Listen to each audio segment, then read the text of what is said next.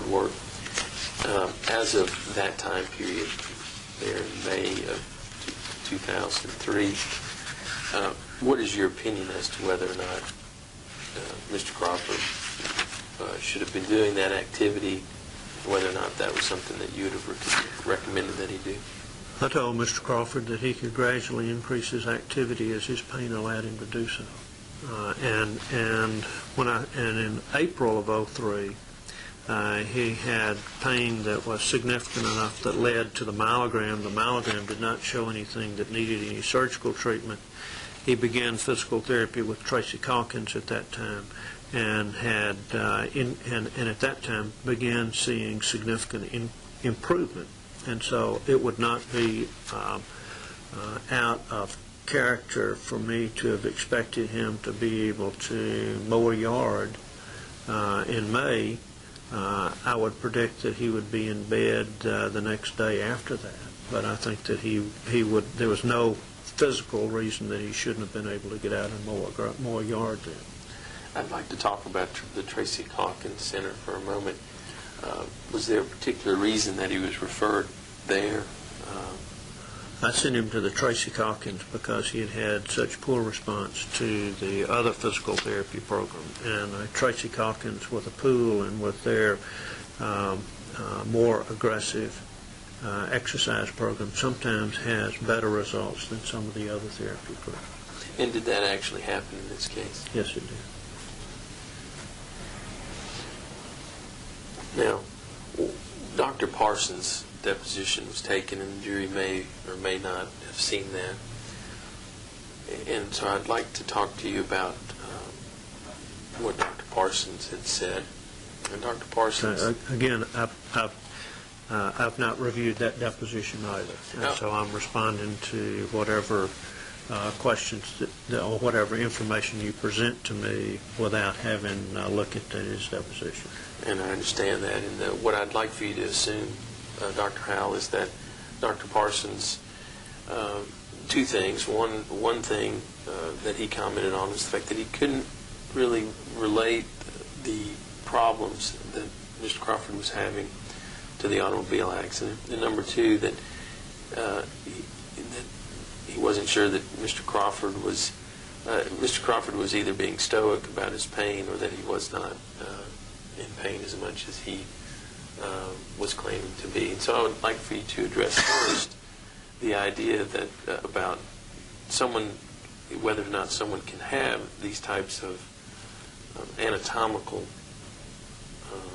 findings, such as you described, the stenosis and the bulging disc, and be asymptomatic and then have an accident and become symptomatic. Can you address that in your experience? The lumbar stenosis and the disc bulge certainly occurred or was present before the time of the accident, and this is something that takes a period of time to occur. It's a degenerative wear and tear process that occurs in all of us as we age, and in many cases, I see patients who have these symptoms and have an injury or some particular event that causes the stenosis to become symptomatic. And I see this in patients who have no reason to be untruthful about their complaints, and that patients who have no litigation involved or anything else, that sometimes an event can occur to make their stenosis become symptomatic. In Mr. Crawford's case, if his history is correct, and you two guys have a better way of analyzing that than do I, he had no symptoms prior to the time of the accident.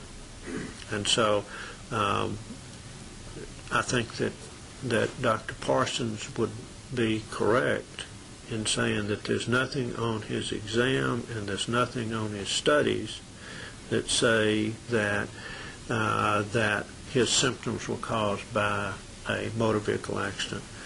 But if you believe his history, the symptoms came from the motor vehicle accident. And then with regard to whether or not Mr. Crawford is either being stoic about his pain or doesn't have the pain that he's told you about. You said earlier you've treated him for now over 2 years. Do you have an opinion as to whether or not Mr. Crawford is having pain as a result of this accident? Based on the times that I've seen him over the last 2 years, it is my opinion that he hurts. You have any reason to doubt that? No. Now, you talked briefly about the fact that you'd seen him recently. Can you give the jury some insight as to what you found on your January 17th, 2005 visit? I've seen him on 2 occasions since my last deposition. I saw him on September the 20th, 2004, and then I've seen him the last time on the 17th of January 2005.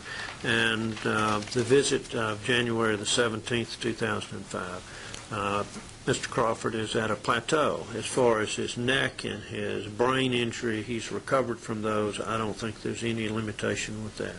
As far as his back injury, he continues to have episodes of back pain. He still has radiation of pain down the right leg and still has some complaints of numbness in the foot. He's increased his activity. He's active. He's lost weight. He has walking now 3 to 5 miles every morning, and that with a exercise program has allowed him to improve. And so he's clearly much better than he was in 2003, but he still has symptoms related to his back and his leg pain. In the past, I've given him Celebrex, which is a COX-2 anti-inflammatory agent. I've become skeptical and concerned about the safety of Celebrex, so at this visit I recommended he switch to a different anti-inflammatory agent called Mobic, which is one that is an older drug and I hope is safer over the long term than Celebrex. There's certainly no data that indicates that it has the same risk that Celebrex does. As it relates to the Mobic, would that require any future testing of any kind? I've recommended that he continue to see me or see his medical physician every 6 months, and I will and if I see him, I'll continue to assay his PCV to be sure that the drugs are not causing any bleeding, an AST, which is a study to be sure they're not causing any liver disturbance, and a creatinine to look at a kidney function. And all those tests that would be conducted, those would be reasonable and necessary, in your opinion? Yes.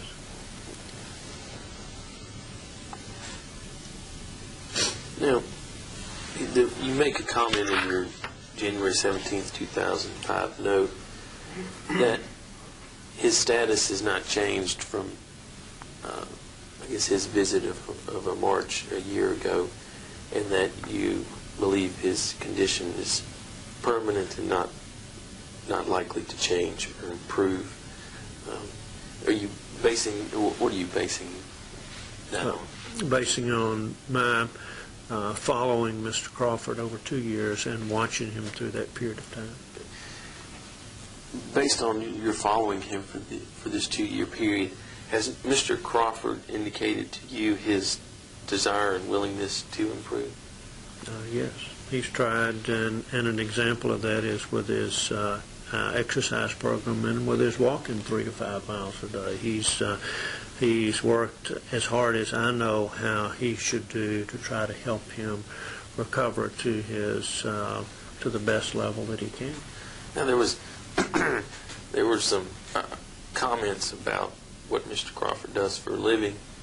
I'll just have you assume that Mr. Parsons really didn't know what he did, and Dr. Weiss believed that Mr. Crawford just had a sedentary job, I guess a desk job.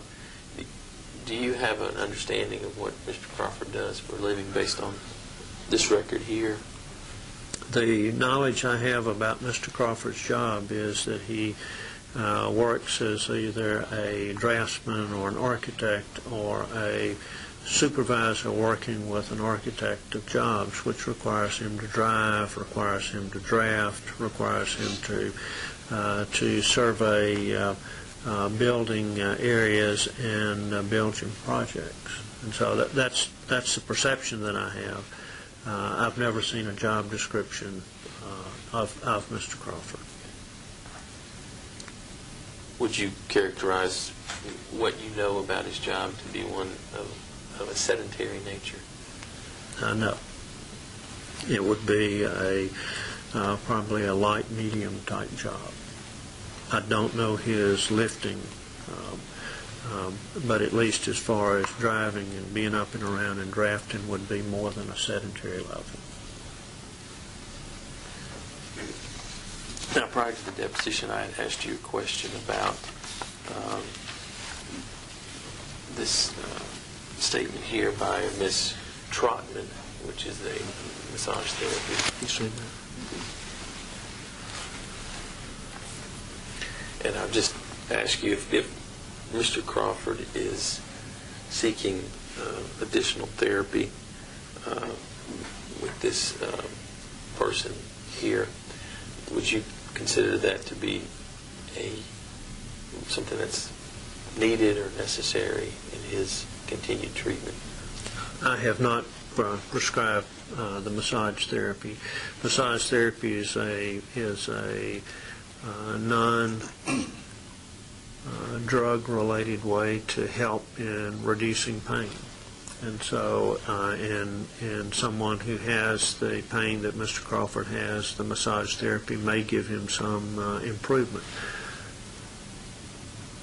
I don't think that I would recommend. It looks like this is the 2nd of November, the 9th of November, and the 12th of November, and so it looks like it's a once-a-week basis. I'm not sure I would recommend it that frequently over any long period of time.